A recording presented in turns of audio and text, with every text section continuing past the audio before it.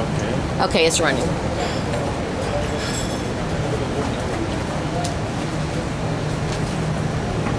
So, Manyang, tell us about your your vision for the future for your village of Bor, and how we Americans and the foundation can help you achieve your goals.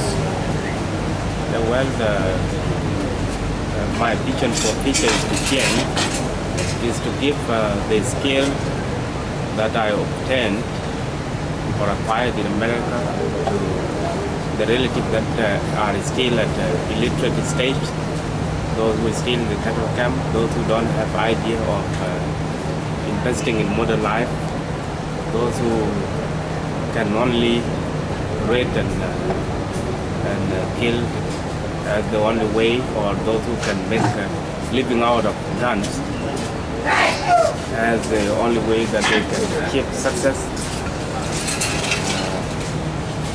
I want to change their life. I want to let them be socialized like Americans. You can watch here. Like Americans. And what I need Americans, since South Sudan is still battling difficulties now, if they can still keep the support that they did to us in the US here in South Sudan, that will be so blessing.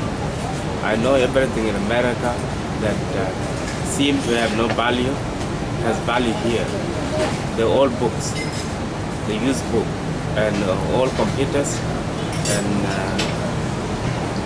and even shoes of clothes can play a good role. And with that, I would like the Lost Boy Foundation to be very supportive by donating, by asking donors to donate some of the materials, items that will keep us and that will let people understand what important country is America, and how America is still very helpful to us in the country like South Sudan, where we are in. I personally donated my time to be here. I know America is the country that you can have meals 3 times a day, or you can eat any time. But I feel guilty that if Westerners or Americans can come here and suffer with us, give their time and help other vulnerable people in South Sudan. What about me, who was helped by Americans? Should I not do the same? What about me, who was born in the same country? Should I not do the same? So that's what made me to stay here, and I hope to change. It can take time. Everything can take a gradual change. That's what made me to stay here and forget about how I was supported. Like the skill, my skill that I acquired in America has no room. I cannot teach anyone there. I cannot add anything in the life of America, but I can add something in the life of my people here in South Sudan. So better to come and apply that skill here, and that can also make the people that supported me happy, because I help and I do the same thing that they did to me. So that's how I am here, and I left since 2009 from America and stay in Bor all this time, try to adjust myself and try to change the life of my family.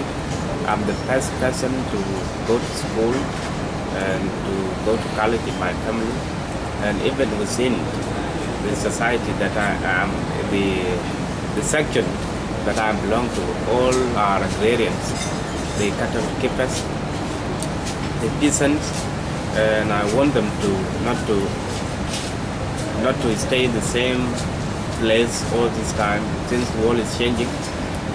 That's is what holding me here, and I feel good to help them and to give this skill. And I thank American for the courtesy and the giving heart that they give me some educations.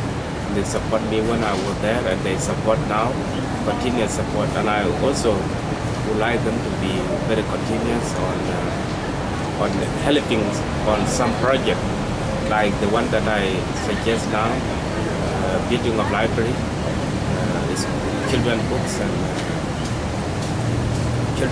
and computers to change this community. We just being an independent country, been free for about 2 years now, and we still struggling to be independent because the country depends on oil alone, and that oil is controlled by the North government. It pass through there, so anytime they close it and people remain with nothing. So with that, we still need anyone's support. We here will contribute our time, our labor, and for you, good and hard Americans, we also can ask you to play the same role that you've been doing through signing of CPA, beginning of war to the present time. We like your support and we want you to keep it up. We can also do the same, and if there are some advice that you can give us on how we can change, since you have expertise in a lot of stuff, that will be welcome. Okay. One more question. Can you briefly to introduce the future, your plan, and what do you do here, and that can encourage another people to come back here? To briefly introduce yourself, the future. Yeah. Well, my future is I want to participate in the role of government in South Sudan, and for me to just come in when I want to be a teacher leader in my country. People may consider me as a stranger.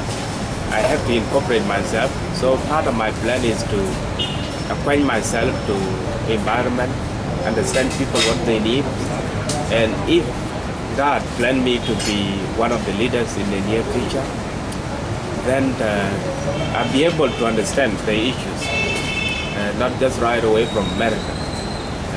That's part of my plan, is to change my community, and it's also to develop myself through experiences from the grassroots communities,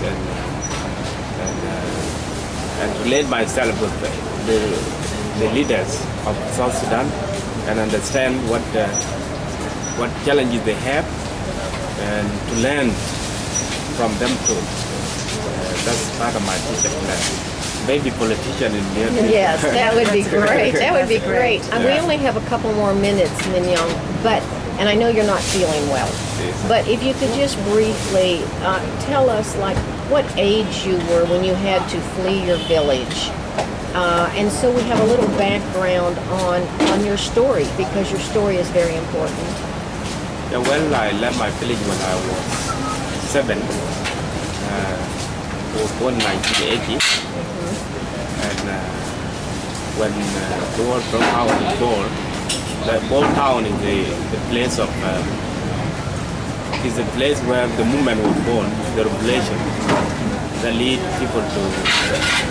So I left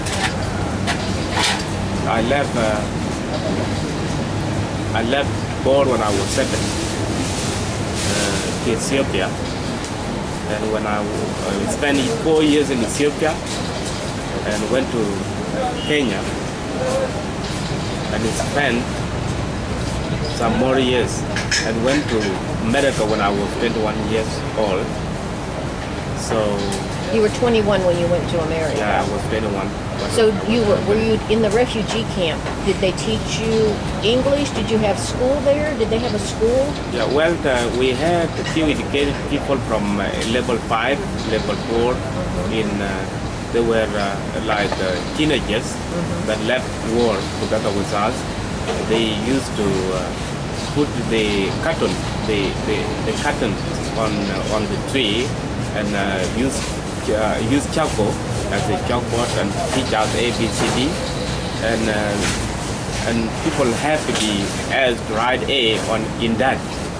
So we used to write A in that, B, C, D, until UNICEF wrote few books. So book has to be cut into 3 and you draw your letters. So that was what we were. The same people that left us were the one that taught us, and they were also a student, not at the highest level, but at the primary level. This was our teachers until we reached Kenya.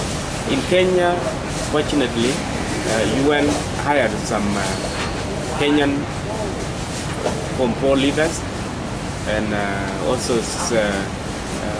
university students to teach us. So most of the skills we had when we went to America was from Kenya. But in other places we used to run and go to some places to try to teach, and it was very impossible to learn anything. For those who receive us in America, like Los Moreno and other people, they judged our level of reading at grade 6 last time, grade 6 or primary 6. And most of the skill now, the average skill we have is from America. We learn from American general publics and also in school. So anything that we can speak is always credit for America. America. Yeah. Thank you so welcome. much, You're welcome. Manyang. How many years are you in America? Since